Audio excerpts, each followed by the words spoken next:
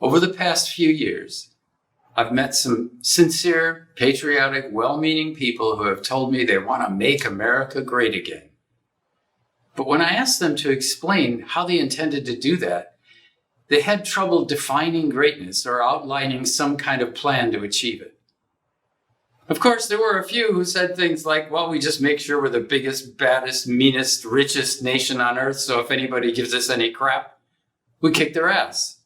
At which point, I politely wished them well and moved on.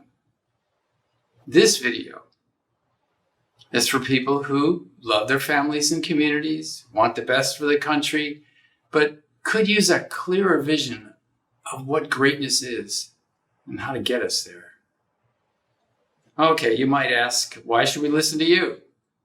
I can only offer that as an educator for over 35 years, working in the areas of U.S. and world history, United States government, and American language and culture, I gained a few insights as to how our democracy can be preserved or destroyed.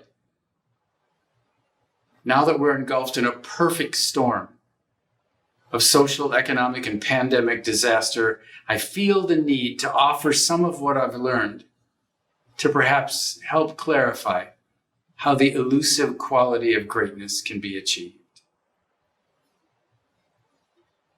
National greatness can only be gained through goodness. What? Let me take it down from a national level to a personal level to make it a little easier to see. How can we identify good people? Most immediately, we can say that if someone lives by their principles and they keep their promises, then we can consider them to be a good and trustworthy person. So how do we take that to a national level? The old adage that it's easier to see faults in others than it is to see faults in ourselves really is true. And with that in mind, I'd like to draw from the observations of a French sociologist, political philosopher, lawyer, and historian named Alexis de Tocqueville. He studied America from the outside in. Why? Because he was frustrated that his own country, France, had a revolution that within months deteriorated into violence and chaos and ended up producing an emperor that put France to war with the rest of Europe. While in contrast, the American Revolution seemed to give birth to a viable, working republic. And he wanted to know why. So in 1831, de Tocqueville came to the United States to see for himself how this noble experiment in government for and by the people really worked. He spent a year traveling around this new nation of the United States, observing governmental and social interactions and conversing with Americans in cities big and small. He recorded his findings in the now classic work entitled Democracy in America. De Tocqueville was from the first impressed by the energy, ingenuity, and pioneering spirit of the American people. He saw that although they highly valued rugged individualism and personal enterprise, that they seemed to have developed what he called enlightened self-interest.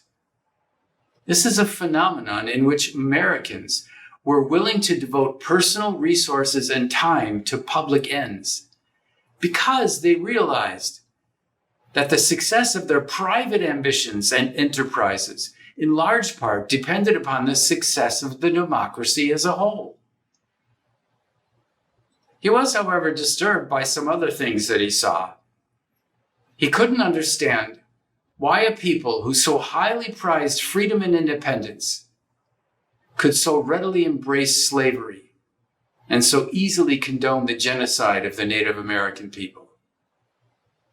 He noted that these inconsistencies, if not dealt with effectively and early on, could actually cause the downfall of this American democracy. Sadly, time has proven his prediction to be correct. His overall conclusion was that the United States would remain strong as long as its citizens acted on behalf of the public good.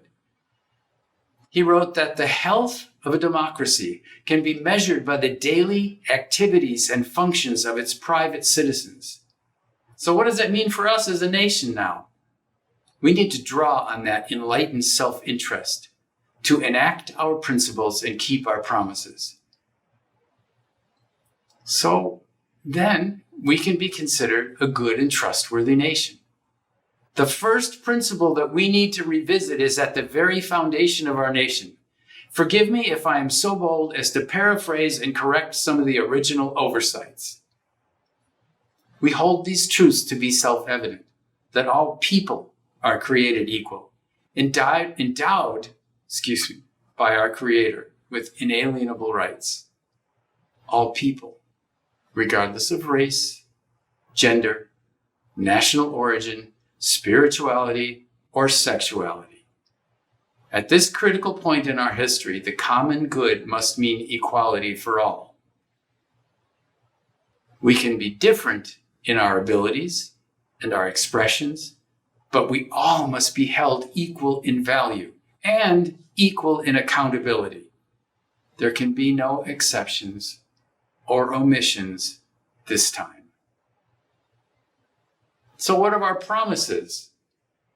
Well, we should start with one called E pluribus unum, like it says on the money.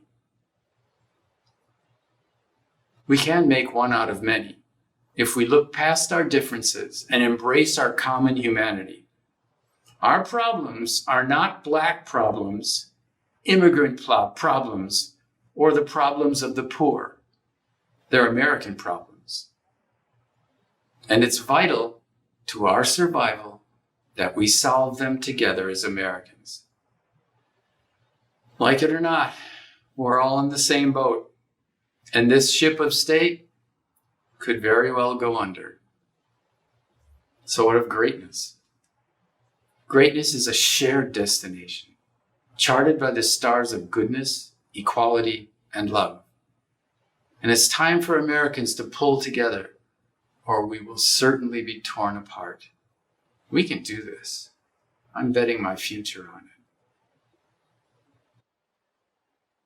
We sail and we sail together. The name of our ship is the new beginning, and our sails are a hopeful color, filled with a wind of changing tides. We sail and the sea around us, it bangs and it swells like one great heart beating.